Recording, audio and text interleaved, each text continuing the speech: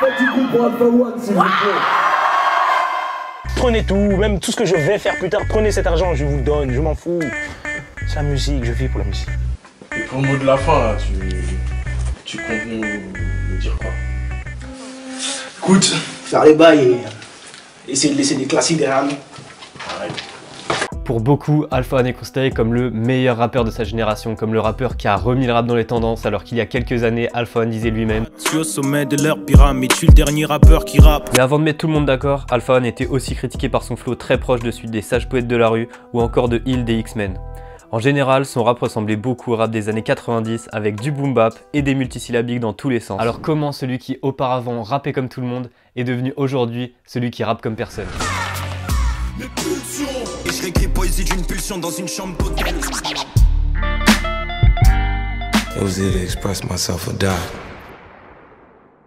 Alpha One est originaire du 14e arrondissement de Paris et il a commencé à rapper quand il était au lycée. En 2008, il fonde le groupe 1995 avec Areno Jazz, puis le groupe s'agrandit avec l'arrivée de Sneezy et Nekfeu qui étaient dans le même lycée qu'Alpha. En parallèle, Alpha est aussi membre du collectif L'Entourage qui a lui aussi été fondé en 2008 et dans lequel on peut notamment retrouver Gizmo, Dooms, Dean Burbigo, Nekfeu ou encore Jazzy Bass. Rapidement, dans les années 2008-2009, on les retrouve dans tous les open mic de Paris. C'est des bousiers de rap et ils ont déjà envie de se montrer. Interdit de pailler, MC sont les meilleurs hits de ton cahier. Ils traînent notamment dans les ateliers organisés par Zoxy au 104.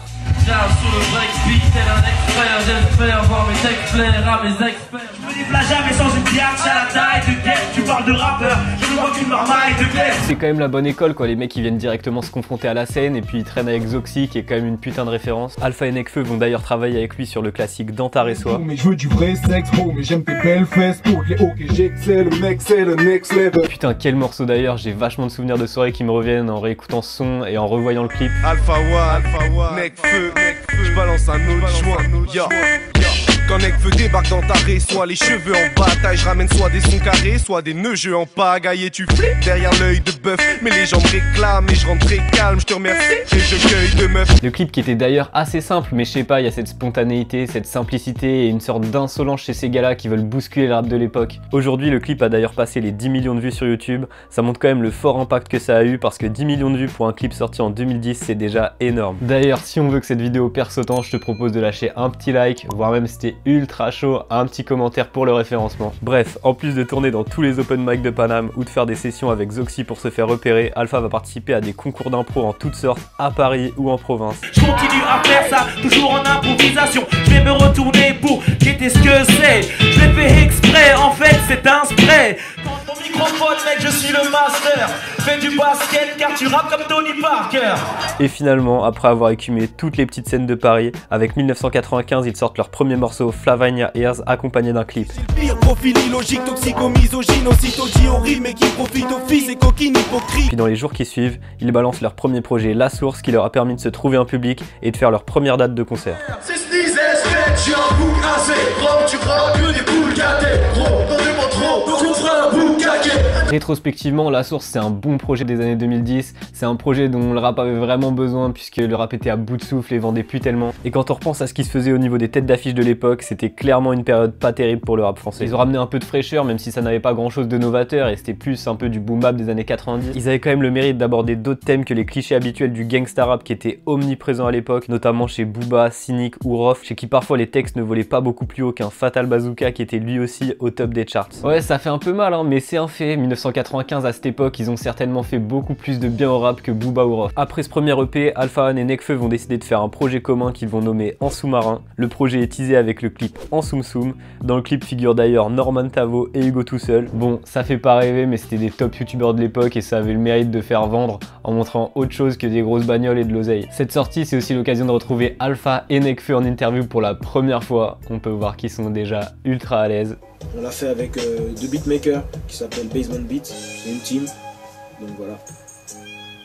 Et d'ailleurs, tout au long de sa carrière, Alpha ne va jamais s'améliorer dans ce domaine et ça a souvent donné lieu à des moments presque malaisants. Des interviews, ce sera toujours un peu fatigant, tu vois ce que je veux dire? Au final, En sous-marin sort en octobre 2011, c'est produit par le duo de beatmakers Basement Beats. La pochette fait très old school et ça me fait pas mal penser à une pochette du Saiyan Super Crew, donc encore une fois des rêves d'OG, des rêves des 90s. Le projet est sympa, dans la lignée de la source, mais bon, ça n'a toujours rien d'incroyable. Je pourrais pas dire que c'est mauvais, mais ça manque clairement de personnalité, de caractère et surtout de créativité. Avec les gars de 1995, Alpha va aussi pouvoir faire des concerts de plus grande envergure, avec notamment un concert assez épique au Bataclan.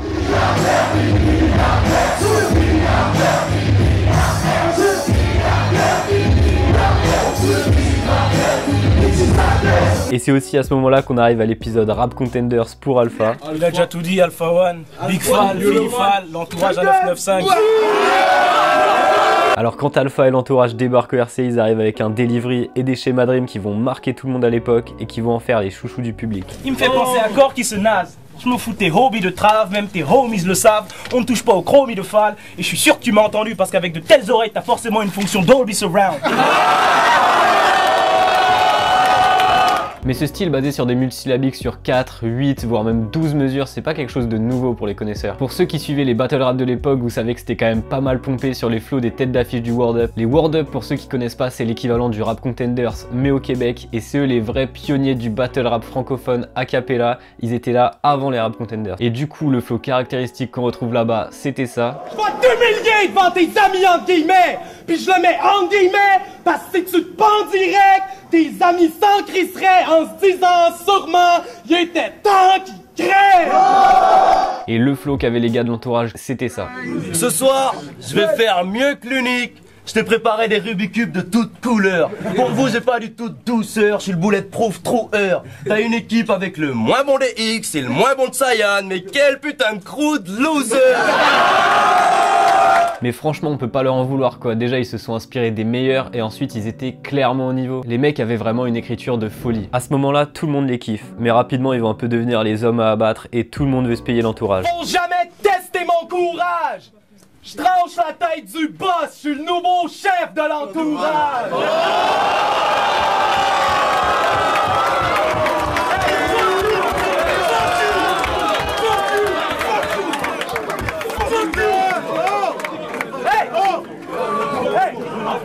Hey, je vois que le monde s'énerve, mais c'est pas eux qui ont le micro. Au lieu de Battle FG, j'aurais dû vanner Gizmo.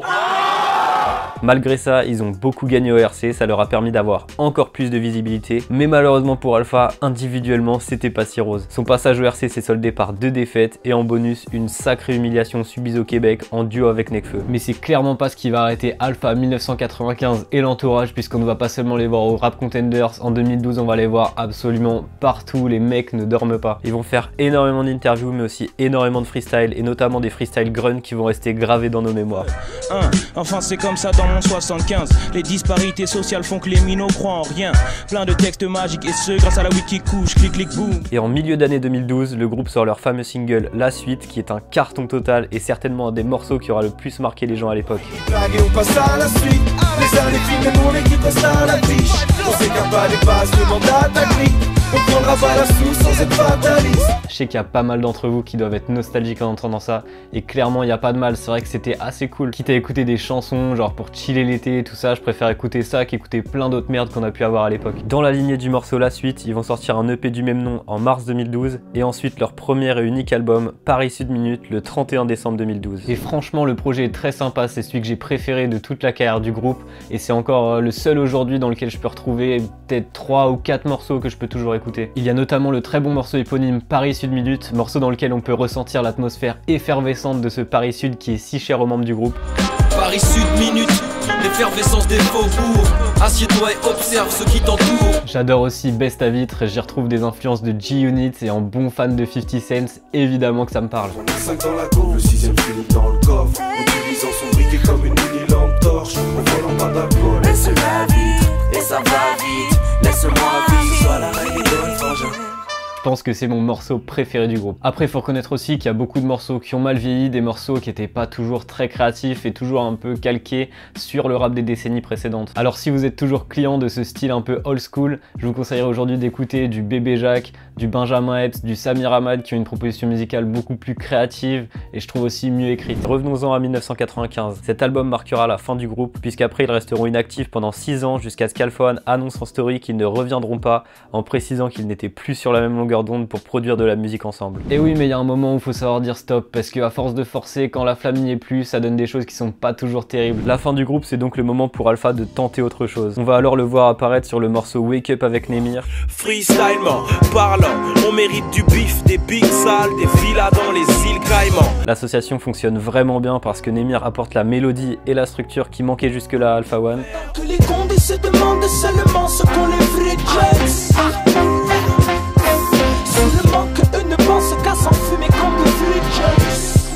Le morceau tourne pas mal, les retours du public sont bons et nous on commence à s'impatienter de voir vraiment Alpha en solo plus que sur un couplet. Et donc en 2014, Alpha annonce la sortie de son premier EP, Alpha Lauren. Si on lui demande pourquoi Alpha Lauren, Alpha répond « Parce que je suis à cheval sur la qualité ». Dédicace à mon gars Caballero qui a trouvé cette explication parfaite. Et pour en faire la promo, il va clipper le single L'histoire d'un type bien. Je veux pas d'un film extravagant, juste l'histoire d'un type bien qui fut assez vif pour mettre sa clique et sa mif bien. Pour le coup, ce qui est intéressant avec ce morceau, c'est qu'Alpha se livre un peu plus sur lui-même. Alors attention, on peut pas parler non plus de titre introspectif, le gars c'est pas Dinos, mais c'est quand même sympa de le voir s'ouvrir un peu comme ça. Le morceau est un freestyle sans refrain, évidemment, et il sonne très new-yorkais, très Jay-Z, et c'est vraiment à l'image du rap qu'aime Alpha. Et à la fin du morceau, on y retrouve une phase classique chez Alpha. Et on s'explose gratuitement pour la cause. Phase que l'on pourra retrouver sur plusieurs morceaux tout au long de sa carrière. On roule gratuitement juste pour la cause. Je m'explose gratuitement pour la cause. Et en réalité, cette phase, elle vient originellement de la légende Le Roi Enoch. Pour les gangsters, 2 pour ceux qui s'explosent gratuitement pour la cause. Énorme respect pour le roi d'ailleurs qui a influencé toute une génération. Je m'explose gratuitement pour la cause. On s'explose pour la cause. Mais comme on le dit chez nous, on le fait gratuitement pour la cause. Cette phase pour moi elle colle tellement bien à Alpha, ce mec qui donne tout pour faire progresser son art sans regarder ce que ça lui en coûte. Avec Alpha Lauren, Alpha a de belles ambitions. Il veut montrer aux gens que c'est pas seulement un mec qui sait faire des freestyles, un mec qui sait faire des rimes, mais que c'est un mec qui peut faire des bons morceaux, des bons albums. Cette quête du bon morceau, elle va le suivre un peu toute sa carrière. Je sais que je sais faire des raps. Et je sais que les gens savent que je sais faire des raps. Maintenant, j'essaie de faire des bonnes chansons, des bons morceaux, quoi, des trucs qu'ils peuvent chanter.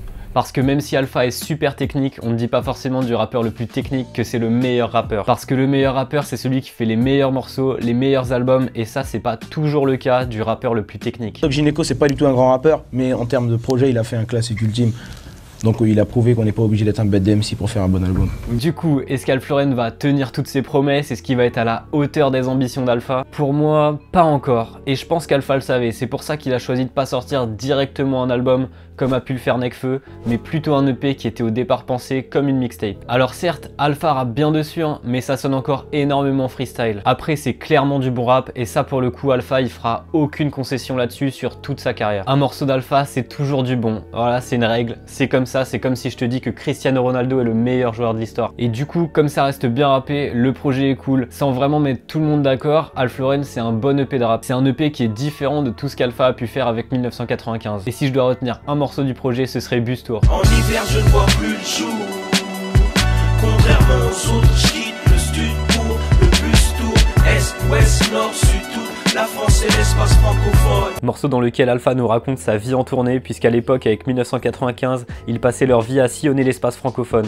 Certains mois, ils étaient en concert quasiment tous les soirs. Le mood du son est cool, et puis c'est quand même sympa de se plonger dans la vie peu commune que menait Alpha de 2012 à 2014. Puis toujours sur l'année 2014, on va voir Alpha apparaître sur la mixtape Jeune Entrepreneur de l'Entourage. Bon, c'est un projet qui est assez dur à juger parce qu'il y a énormément de rappeurs, il y a quelques bons couplets, mais je trouve que c'est souvent noyé dans un ensemble qui est parfois assez faible. Et puis il faudra attendre tout simplement 2 ans pour avoir un nouveau projet d'Alpha One. Il va prendre son temps, on va le voir faire des apparitions sur quelques featuring et quelques freestyles. Et en 2016, il revient avec un morceau qui est pour moi un des meilleurs de sa carrière, c'est Playoff Freestyle.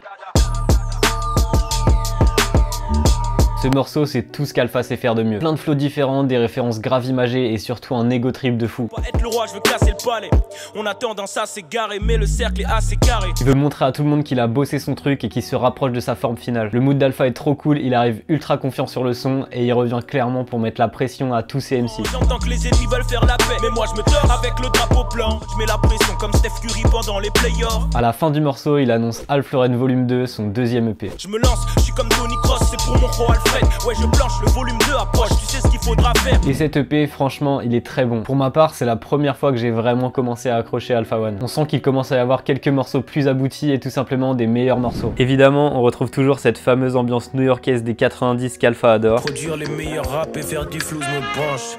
Achète le rêve que ma troupe te vend. Si tu me cherches, va vers les ports du succès. C'est très probable que tu me trouves devant. Mais certains morceaux sont plus trap, notamment le deuxième track, 1, 2, 3. À l'aise comme dans un salon, mes salauds se croient dans un salon. Sur ce genre d'instru, on ressent l'influence de Joke, aujourd'hui Ateyaba, qui avait déjà en 2013 des instrus de ce genre sur son deuxième EP et énorme classique Tokyo. Wow, on fait voler les billes, shoot dans la tête des négris. Son prénom c'est Django. Alpha va aussi réussir à faire un son super ambiançant avec Barcelone. Que de frères qui gagnent, trop de frères qui perdent. Dans mon équipage, pas de mecs qui pèsent. Technique tout le temps, nous quand on joue c'est le nous quand on joue c'est le... Sans pour autant tomber dans la facilité en sortant de son style ou en faisant un feat avec un hitmaker du moment. Puisque sur le projet, les seuls featuring que l'on retrouve, ce sont avec ses proches, un avec Esprit Noir et un autre avec Nekfeu. Alpha, il bosse avec la famille. Et puis cerise sur le gâteau avec Vortex, une chanson d'amour un peu jazzy avec des éléments de R&B.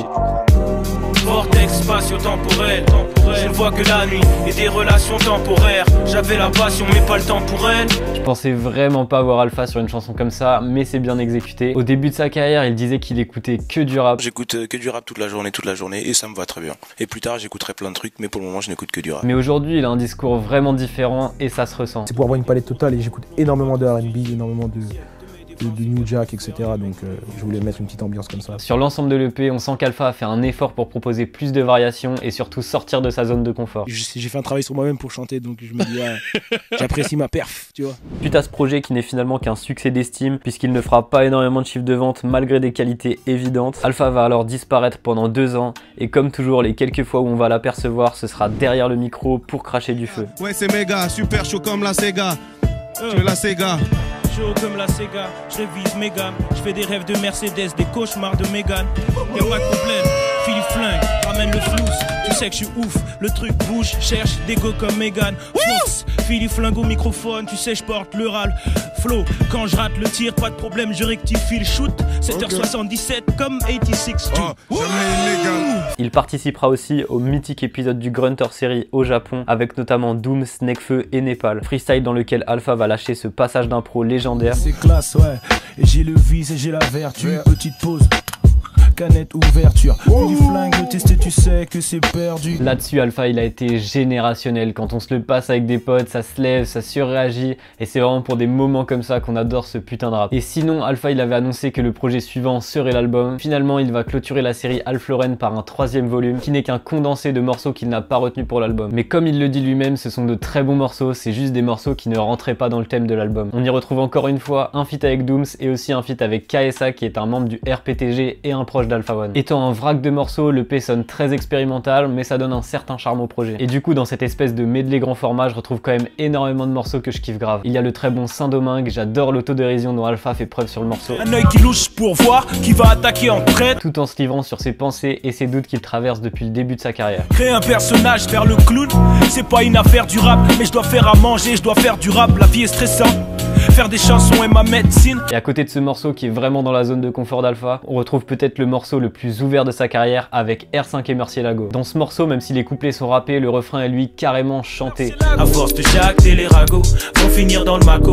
Bang balle dans le pectoral gauche. Hux t'es en feu, mets ce morceau dans les wagons, même dans les wagons. R5 ou Murcielago. Bon, c'est pas non plus un refrain de Nino, hein, mais l'effort est notable et c'est cool de voir Alpha sur ce registre. Et même si c'est pas vraiment son ADN musical et qu'il y a plein d'artistes qui font ça beaucoup mieux que lui, je trouve qu'un petit refrain de ce genre dans un projet, ça passe ultra bien. Il y a quelques années en concert, j'ai aussi eu l'occasion de pull up sur Courchevel. Clairement, le morceau dans le fil du projet, je l'avais pas trouvé incroyable, mais alors en live, c'est une autre histoire.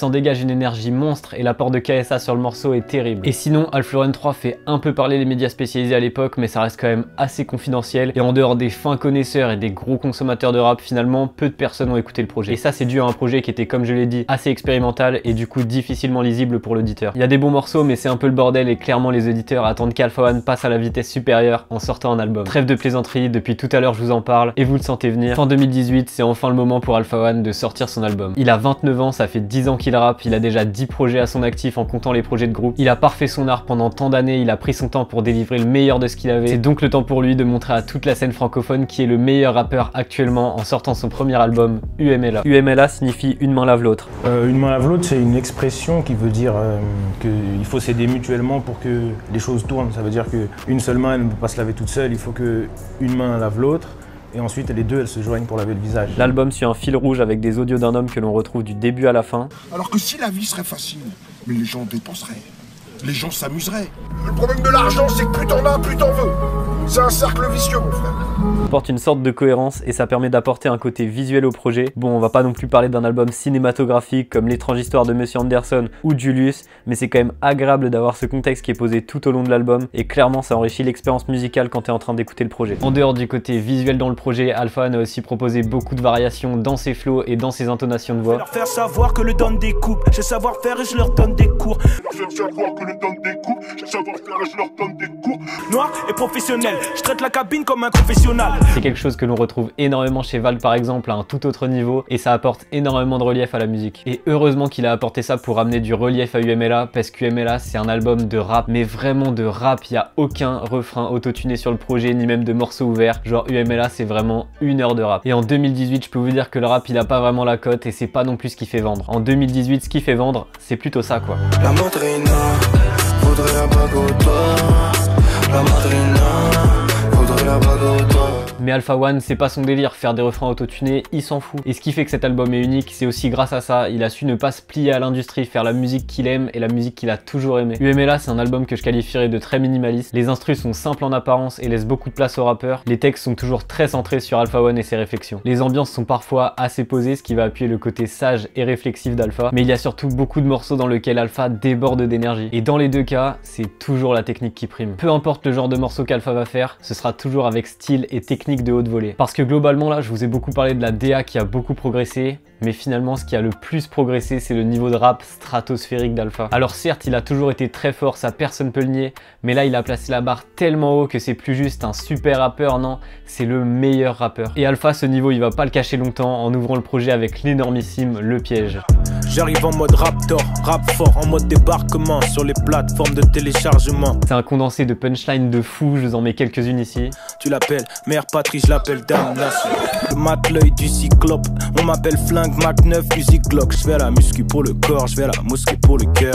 Et en vrai c'est 3 minutes 30 de ce niveau là, voilà c'est tout, vous faites ce que vous voulez de cette info mais c'est juste impressionnant. Et finalement le morceau qui m'a le plus marqué, celui auquel je repense direct en pensant à UMLA, c'est Cascade. Liquide en cascade, ils vont prendre des coups de scalpel sur le scalp. Le morceau est complètement à contre-courant du reste du projet. C'est le morceau le plus universel, le plus facile d'accès, un morceau que tu pourrais faire écouter à des gens qui n'écoutent pas de rap. Et je comprends que ça va énerver du monde que ce soit le morceau que je préfère parce que c'est sûrement le moins représentatif du UMLA. Mais en fait Alpha, moi il m'a touché sur ce morceau, il y a des phases que je trouve magnifiques. Quand il fait part de ses remises en question. Après le fiasco du rap Contenders, quelques mauvais projets de groupe, j'avais honte de retourner au Tiexon. Ou quand il se rend compte de ce qu'il a accompli. Je suis au sommet de leur pyramide, je suis le dernier rappeur qui rappe. Ou encore quand il fait le tri entre les vrais et les faux qui l'entourent. Les faux négros se calment, ils sentent que je les scanne, merde. Tout ça toujours avec style, toujours avec élégance et toujours avec cette technique qui l'habite depuis ses débuts. Et surtout ce qui est exceptionnel avec ce morceau, c'est qu'on pourrait se dire qu'Alpha il va chercher un nouveau public, de nouveaux auditeurs, essayer de passer en radio. Mais non, loin de là, Alpha a même tout fait pour ne pas passer en radio. Encore un son qui passera pas sur Sky.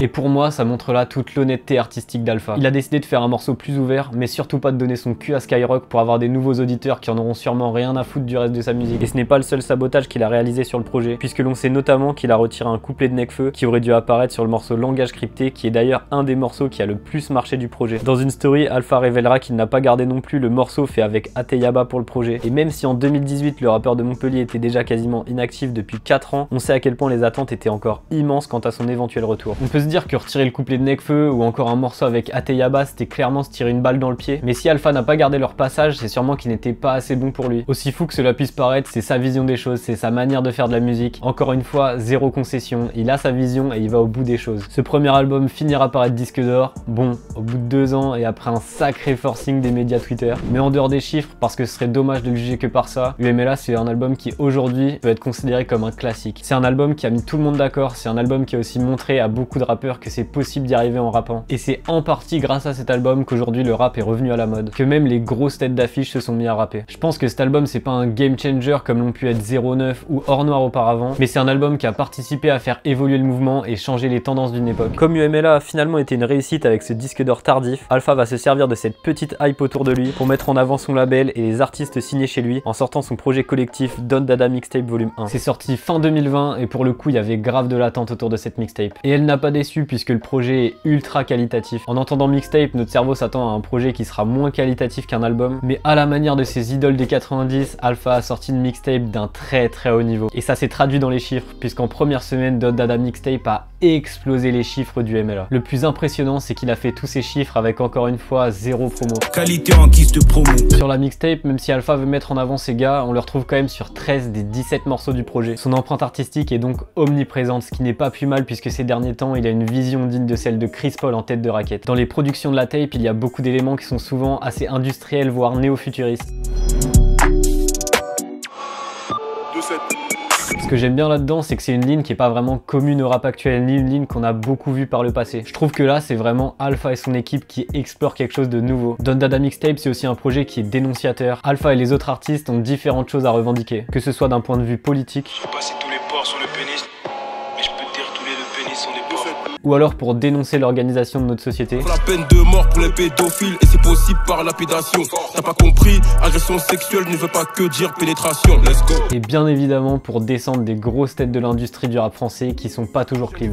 Skyrock, pédophile et femme, chez nous y a personne qui les aime. Ça fait semblant en attendant de peser assez pour les baiser. L'engagement des artistes est total, on ressent un ras-le-bol de cette industrie qui est vieillissante. Et j'ai l'impression qu'aujourd'hui c'est un sentiment ultra répandu dans la scène émergente. On le retrouve plein d'artistes qui en ont plus rien à foutre de passer sur les radios mainstream ou de signer en major. Je vais pas vous faire une analyse approfondie de la mixtape, surtout que je pense qu'elle est encore dans les têtes de beaucoup d'entre vous. Mais globalement c'est du haut niveau, c'est créatif et le propos est soigné sur le fond et sur la forme. C'est assurément un des projets majeurs de 2020. Depuis la Don Dada Mixtape, Alpha continue de susciter énormément d'engouement à chacune de ses apparitions. Je pense notamment à son couplet sur Stuntman, son couplet sur Panorama ou encore plus récemment son apparition sur le morceau Phoenix en featuring avec Norsace Berlusconi. Je suis sûr que le pouce est jaloux du majeur, soudé comme les 5 doigts ça veut rien dire. Et finalement, il continue de s'améliorer, il est vraiment devenu trop fort et je sais même pas s'il a atteint son plafond. En tout cas, j'ai qu'une hâte, c'est de l'entendre sur un deuxième album. Plus que jamais, il a trouvé son style à lui. Il aura pris du temps pour construire sa carrière, il s'est servi de ses échecs pour engranger les victoires. Il a eu la sagesse de ne pas se lancer directement sur un album suite au succès qu'il a pu avoir avec 1995. Et c'est pour le mieux, puisqu'à ce moment-là, il ne s'était pas encore trouvé musicalement. Il disait qu'il voulait faire des classiques, faire de très bons albums à la manière de Jay-Z, et pour moi, c'est déjà un pari réussi avec UMLA et Don Dada Mixtape Volume 1. Pendant 10 ans, on lui a dit qu'il rappait comme Danny Dan. Au Rap Contenders, Gaiden vannait même son crew en disant que leur répète c'était du karaoké sur des morceaux des sages poètes de la rue. Dans son crew, les mecs ont qu'un seul flow. Leur répète, c'est du karaoké sur du sage po. Mais aujourd'hui, Alpha a su sortir de tout ça. Non pas parce que les comparaisons n'étaient pas flatteuses, mais simplement parce que pour marquer le rap, il avait besoin de trouver son propre style, sa propre identité musicale et ses propres flows. Sa carrière n'est qu'une ascension permanente, reste à savoir jusqu'à quelle stratosphère ça va le mener, mais je pense qu'il a encore de la marge. Merci à tous d'avoir suivi ce documentaire jusqu'au bout, j'ai essayé de le rendre le plus dynamique et intéressant que possible. C'était vraiment pas facile de me lancer pour faire cette première vidéo, mais j'ai été motivé et inspiré par les vidéos de Andy de la chaîne Viens on discute pour enfin passer le pas. Je vous recommande ces vidéos, il parle aussi de rap et fait des documentaires exceptionnels, donc grosse force à lui. Si la vidéo vous a plu, je vous invite à la partager autant que possible, à l'aimer et à la commenter. Vous pouvez aussi me suivre sur mes réseaux sociaux, @pulsion d'expression sur Twitter et Instagram. Et puis on se retrouve vite pour de prochaines vidéos. Ce soir je suis peu bavard, encore un livre dans lequel tu peux pas lire.